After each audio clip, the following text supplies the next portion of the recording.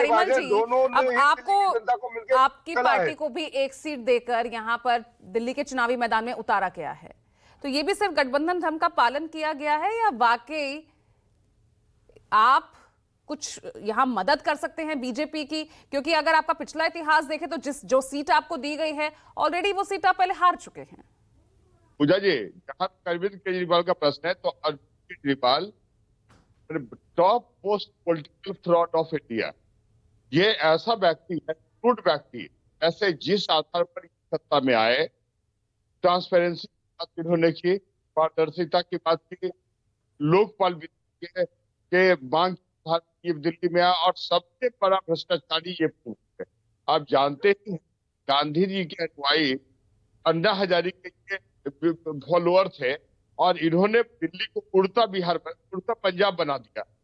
प्रत्येक के क्षेत्र में आप देखिए, जो युवा पीढ़ी को इन्होंने नष्ट करने का किया, ये कोई काम करने वाले नहीं है और इनकी मानसिकता ये आपको क्या लगता है परिमल जी, एक सीट आपको एलजेपीआर को देने का क्या मतलब है? गठबंधन धर्म का पालन किया गया है या आगे बिहार चुनाव है, एक संदेश उसके जरिए दिया जा रहा है?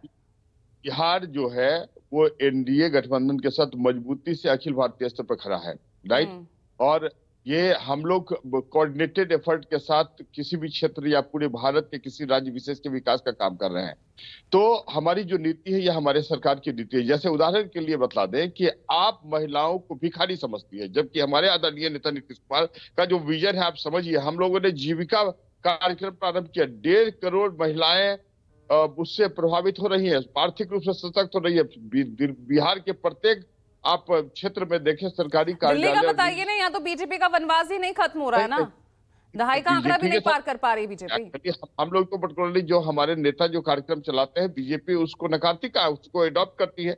जैसे जीविका को हमारे आदरणीय जो प्रधानमंत्री थे उन्होंने आजीविका के नाम से इम्प्लीमेंट किया, तो हमारी उपस्थिति वहां महत्वपूर्ण है। दूसरी बात की अरविंद केजरीवाल ने समय समय पर पूर्वांचलियों को गाली दी। आपको याद है ना, कोविड त्रासदी के समय उन्होंने दिल्ली सरकार ने पूर्वांचल वासियों और विशेष रूप से बिहार वासियों को दिल्ली के बॉर्डर पर बढ़ने के लिए छोड़ दिया।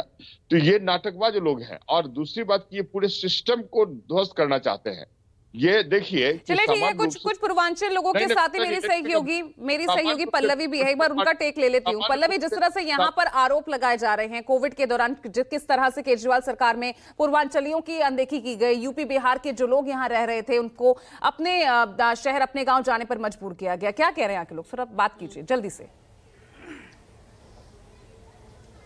बिल्कुल सीधे मैं लोगों से ही बात करूंगी, लेकिन एक बात जरूर कह देना चाहती हूं कि देखिए, प्रेस कॉन्फ्रेंस हो या प्रदर्शन हो या फिर आरोप प्रत्यारोप हो, पोस्टर्स वॉर हो, इसके जरिए तमाम पार्टी जो है एक एक वोट की लड़ाई कर रही है। और बिल्कुल सही बात कह रही थी यहाँ की, देखिए संकल्प पत्र आने से पहले बीजेपी जो लाएगी, उससे पहले आम आदमी पार्टी यानी कि अरविंद केजरीवाल ने एक और घोषणा कर दी है। उन्होंने प्रधानमंत्री को लेटर लिख दिया है और साफ कह दिया है कि मेट्रो में 50% छूट विद्यार्थियों को दे दीजिए। तो बड़ी एक तरीके से एक बड़ा दाव खेला है। चूंकि पूर्वांचल के बीच में आपका सवाल था कि देखिए, कोविड के दौरान ये कहा गया कि कहीं ना कहीं आम आदमी पार्टी, खास करके केजरीवाल जी ने जिस तरीके से बयान दिए, जिस तरीके से बातें कही, वो कहीं ना कहीं पूर्वांचलियों को आहत करता है, ये बीजेपी का आरोप है। देखिए, ये राजनीतिक पार्टी यहाँ आरोप तो लगाती रहती है, मगर जितना अच्छा केजरीवाल जी ने काम किया, छठ पूजा को लेके, महिलाओं के लिए बस को जो है, तो आजकल हमारी बहनें जो हैं बहुत खुश हैं। ये आरोप जब लगते हैं, ये आरोप, ये जो अमर्यादित भाषा का इस्तेमाल होता है या फिर जिस तरीके की बयानबाजी सामने आती है या फिर योजनाओं की दलील दी जाती है। चलिए ठीक है पल्लवी, थोड़ा सा वक्त आज कम है हमारे पास और आज मेहमान और सहयोगी ज्यादा थे, तो सभी से बातचीत, सभी को मौका देना था। बहुत बहुत शुक्रिया इस चर्चा में जुड़ने के लिए। लेकिन देखिए, 12 बजे से पहले एक और बड़ा कार्ड यहां पर केजरीवाल की तरफ से खेल दिया गया है। प्रधानमंत्री को सीधे चिट्ठी लिखी गई है। मेट्रो में 50% की छूट जो है यहां पर स्टूडेंट्स के लिए होनी चाहिए और बस में भी फ्री सफर छात्रों के लिए हो, ऐसी भी योजना लाने की तैयारी में केजरीवाल देख रहे हैं। लगातार नजर बनी हुई एक छोटा सा ब्रेक। आज के लिए ब्रेकिंग विद एजेंडा में इतना ही। नमस्कार।